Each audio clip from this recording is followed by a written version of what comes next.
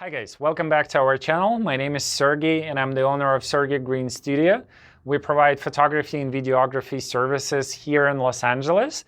And today I want to share my personal experience, and I've been doing weddings for over 10 years. I've done over 500 weddings.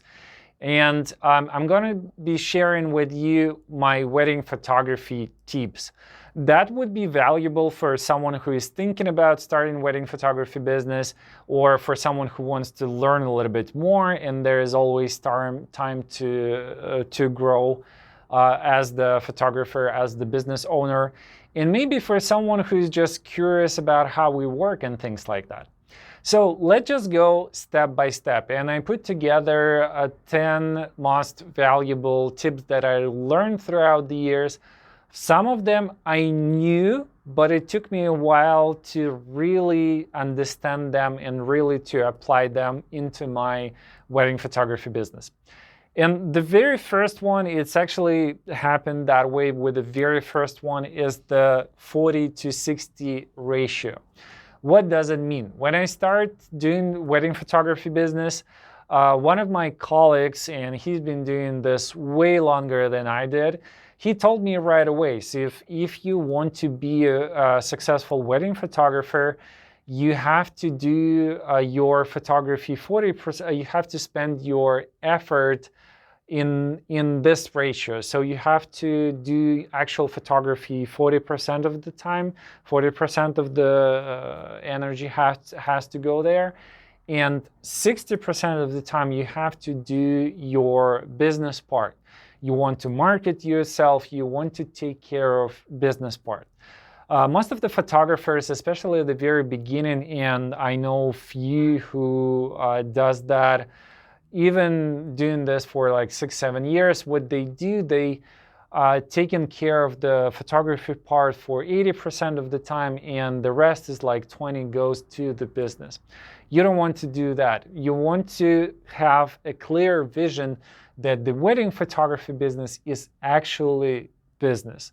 So you want to know your stuff very well. You want to make sure that you do your sales properly, that you advertising well, that you taking care of your blog, of your website, of your Instagram, and things like that. There's tons of things to do.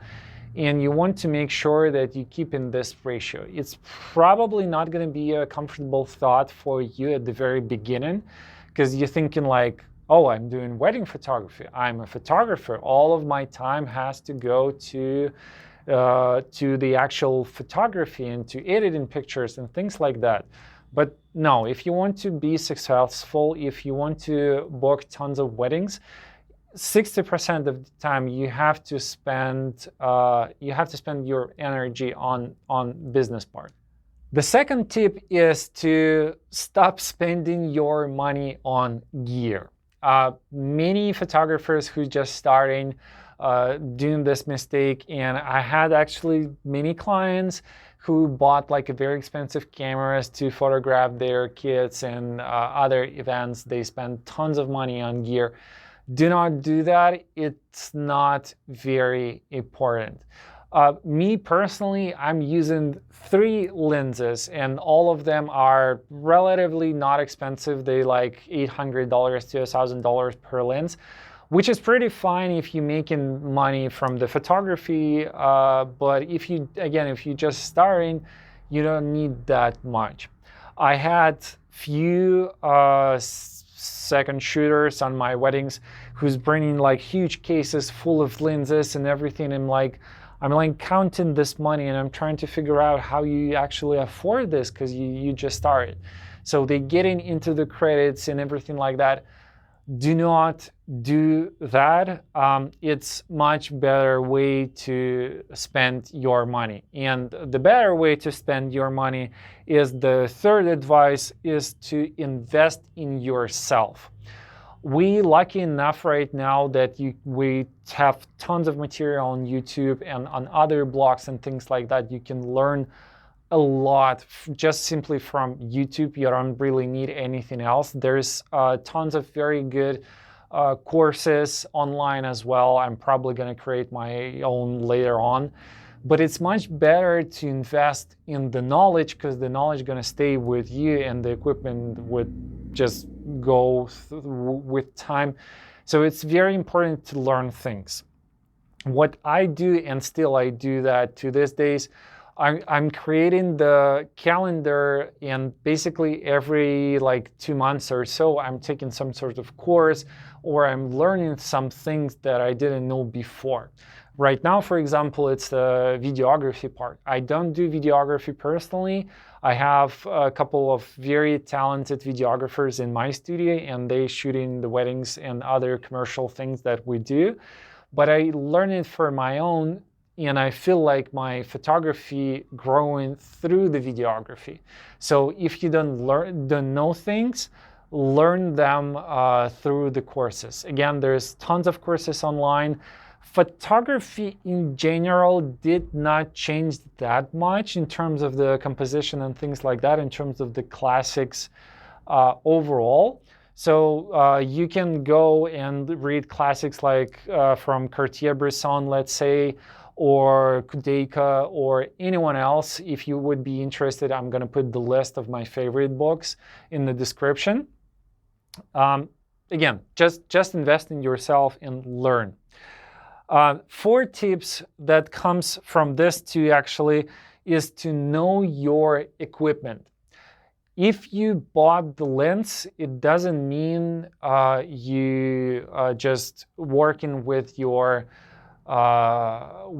focal length, or let's say if you bought the 35mm lens, it means that you're working with this wide angle or whatever. Every lens would work differently in a different lighting condition. You want to make sure that you tested your lens in a different scenarios, and the only way to test it is to just go out there and shoot. And also, every lens would work differently with the different filters. That's true in my case, for example, especially if you're working with the opposite light on a sunset.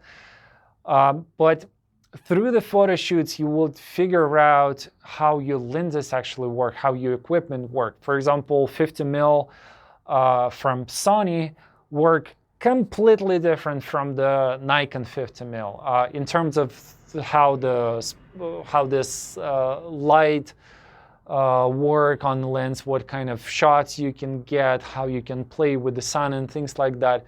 So you want to learn it. You don't want to have 10 lenses and where you don't know how the things work. You want to have 2 or 3 lenses, and you want to know in and out of these lenses. The 5th thing, and that's very, very important, and not many people taking time to learn that, is to learn to work with people. Especially in the wedding photography business, you're working with the people, and you're working with someone who is not comfortable in front of the camera usually. What you want to do, you want to learn the basics of the psychology of how the people react on the camera and things like that. You also want to pose for someone, and you want to try to get this feel of how you feel in front of the camera, and what things is uncomfortable for you and what things makes you more comfortable. For example, you probably would notice if you posing in front of the camera, if the photographer looking at the camera and smiling and really happy with the result, you would feel much more confident in front of the camera as well. And you want to apply this knowledge when you're actually shooting. Really, a lot depends on your ability to work with the person in front of the camera. Again, you're working with someone who is not a professional model, who never posed before in front of the camera. And the psychology of photographing people is incredibly important. You can just Google it like that. I will probably cover it in the future videos as well. It's something that you can learn through the years, but what you're trying to learn on your own, it's already written out there, and you can just read and apply it to your principle in your photography instead of spending years and years learning these things. The 6th thing that is very important in the wedding photography, and pretty much in any type of photography, is to stay healthy. Incredibly important. Let me point that way. On the average wedding, you would do 50,000 steps at least if you're doing your job properly. If you have, let's say, like Indian, Armenian wedding or something like that, that's a marathon. You're gonna walk like 25,000 steps. You're gonna be out there shooting for 14 hours. You want to make sure that you're in a very good health, your legs in a very good condition, your back muscles are great, because there's you will have to lean forward and you have to shoot that way as well. You'll have to run around. You will have to walk your shot as well. That's the very important, actually, thing that I learned through one of the courses like 8 years ago or something like that, that you have to walk your shot. You have to walk around looking for the best background, for the best composition and things like that. And if you feel tired and if you don't feel well, you probably ended up being lazy and your composition would be affected by that. People who you photograph will see that and things like that. So you want to make sure that your stamina is on top. Do whatever you want. You can cycle like I do. I do cycle and Kung Fu and things like that. Do whatever you want, but you want to make sure that you stay in a very healthy state. And also, after shooting wedding, you don't want to go back home and just die out there and spend your next day recovering, because you can have the wedding on Friday and then you can have a wedding on Saturday. And your Saturday client don't want to be affected by the Friday client, if you know what I mean. So make sure you stay in a very healthy condition. That's incredibly important. The next advice kind of related to the first thing into the marketing overall. First of all, you want to deliver your product on time. And the second, you want to over-deliver things. You want to deliver more than your client expected. That's probably the best marketing tool you can use. There's tons of ways of doing that. You can deliver more photos, you can deliver a bigger album, you can deliver some additional things as well.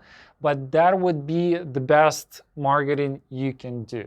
Remember this phrase and use this constantly. And if you use it, a couple of years later, you're gonna have so many clients coming from your previous clients that you don't have to care about the rest of the marketing tools, about the advertising on the blog or anything else.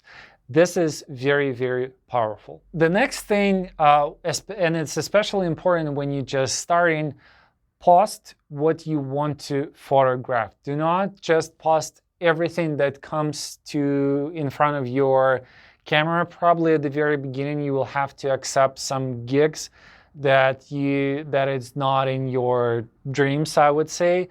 If you have not enough weddings to post them, just go out there and do your editorial photo shoots. Just bring the models, rent the dresses somewhere, or to borrow them from your friends, do style photo shoots, whatever, but upload something that you want to photograph in the future. That's very important, because your work would attract your future clients, and the people usually associate themselves with what they see on your website. So it's very, very important. For me, at the very beginning, that was incredibly valuable to go out there and do the style photo shoots. And I would say it would be valuable even to these days, but to be honest, I was kind of lazy in the previous year to do that. We're going to do that actually this year 4 times in my plans, but that's because it's related to my jewelry business as well, and we're going to be doing the style photo shoots for my jewelry business that can be used for my wedding business as well. But on the very beginning, it's very important things to do. And it's actually, the magazine like this photo shoots as well, so if you want to submit something to them, that would be incredibly valuable. The next tip is to learn marketing. Marketing is incredibly important. You want to learn everything you can.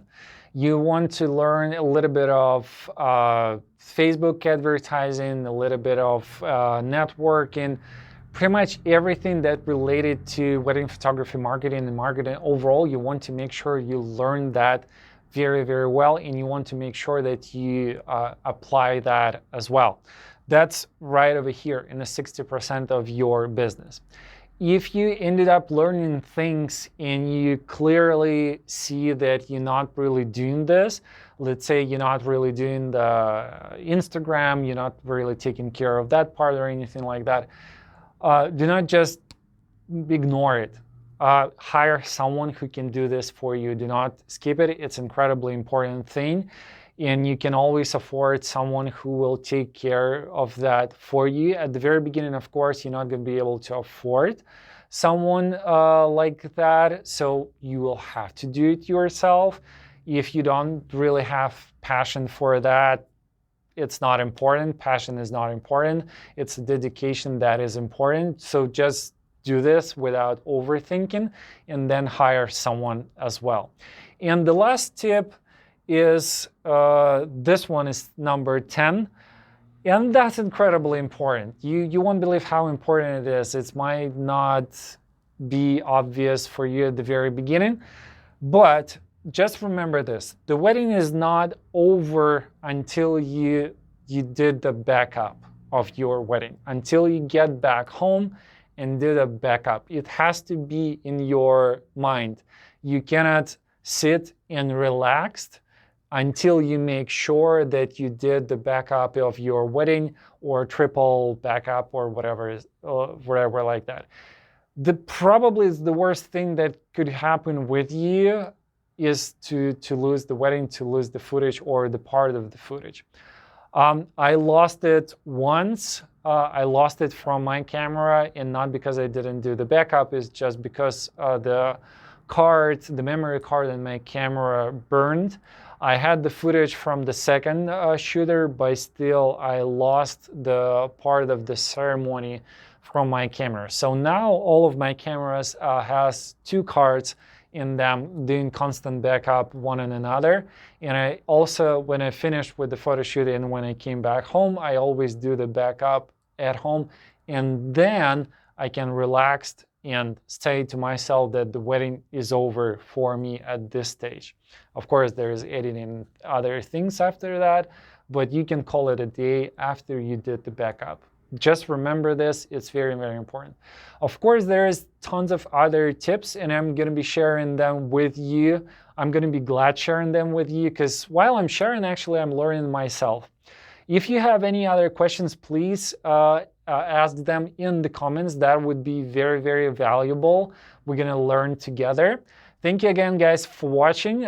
Please subscribe to my channel. Each and every subscriber is super important for me. Again, thank you so much for watching, and I'll see you in the next video. Bye.